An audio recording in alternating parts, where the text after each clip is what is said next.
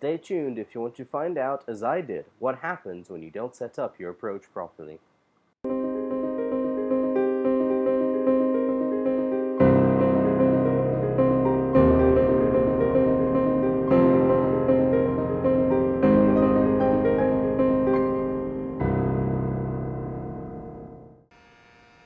Hey guys, Tarek Merryface here, and welcome to a new flying video. This is my first solo on Charlie, and as you will see, I did some really bad landings, and we're going to analyze why that is.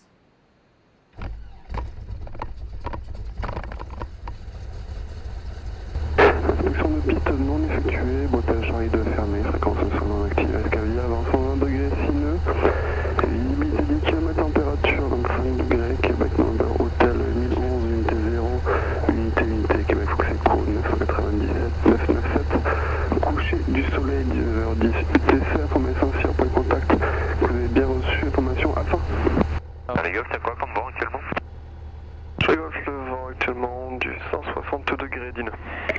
A quick note, that exchange that just occurred was a pilot requesting an update on the wind. The tower said that the wind was 10 knots, almost twice as much as what is reported on the ATIS, and all of it is crosswind. I was listening in and made a mental note. This being my first solo in the aircraft, I would normally have felt a little nervous.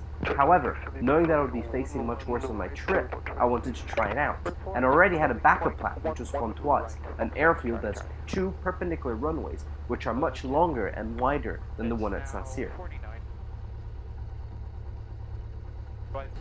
I'm not gonna lie, 10 knots of crosswind and my inexperience, my adrenaline was pumping. You can see how nervous I am on the video. Airspeed's alright. A little bit more. 250s, we're getting on left crosswind. A little bit later. Alright, last set of flaps. Charlie, clear to touch, runway 29 right, wind 210 degrees, 10 knots. Clear touch and go, Foxtrot, Charlie 29 right.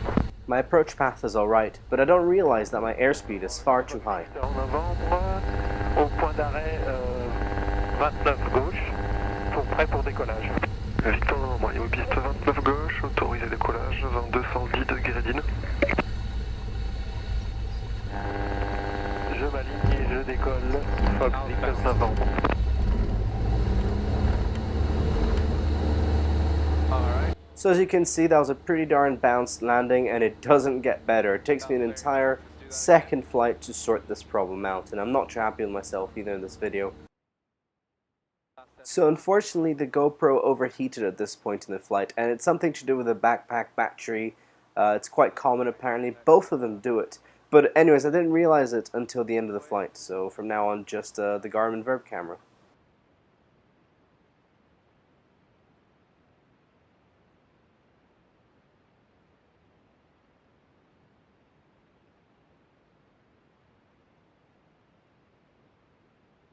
Charlie, clear to touch and go, runway 29 right, wind west, 10 knots. Clear to touch and go, going around Foxtrot, Charlie. Victor Novembre, autorisé toucher piste 29 gauche en secteur ouest d'IN. Autorisé toucher 29 gauche. I forgot to ask clearance to land. Sake. So of course, I'm not very happy with myself, as you saw there. I forgot to ask clearance from the tower. In fact, what happened is that I forgot to report on final as I was instructed. I mean, I did stick to Aviate, Navigate, Communicate, but the tower controller was super busy, so it's unsurprising to let this one slip. So that's something I need to improve on my end. We got this. We got this.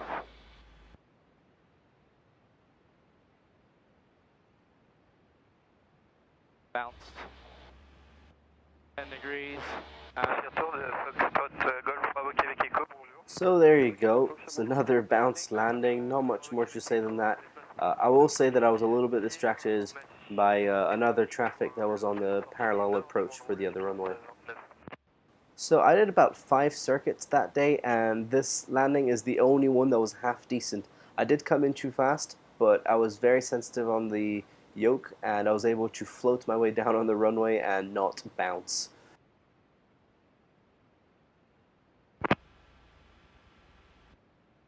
That was better.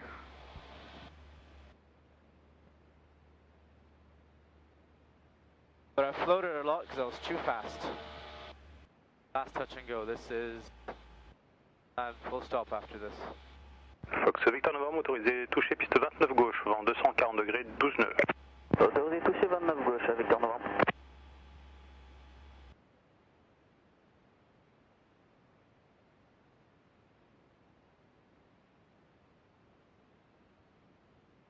Wow, that was terrible.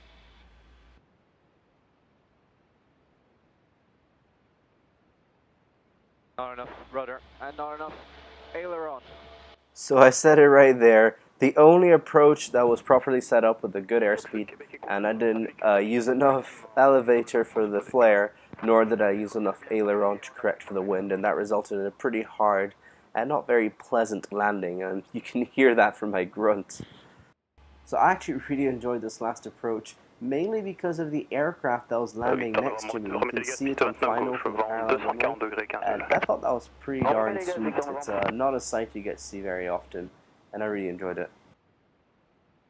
Okay, this is gonna be... fuck, this is... tense.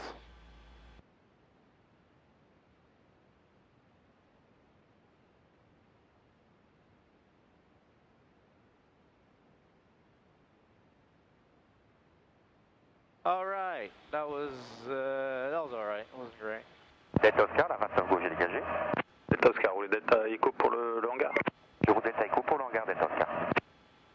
After having landed, I was so glad that I'd done this flight despite how it went. I had been well worried about flying in strong crosswinds, and in this flight I was able to take care of myself in some moderate ones without too much hassle. So although the flight itself wasn't exactly textbook perfect, I felt a huge increase in self-confidence, which to me makes this a successful flight. Well, that's it for this video. You can watch the full flight if you click on the link that's appearing now. You can see how variable the wind was. In fact, the active runway changed when I was at the holding point.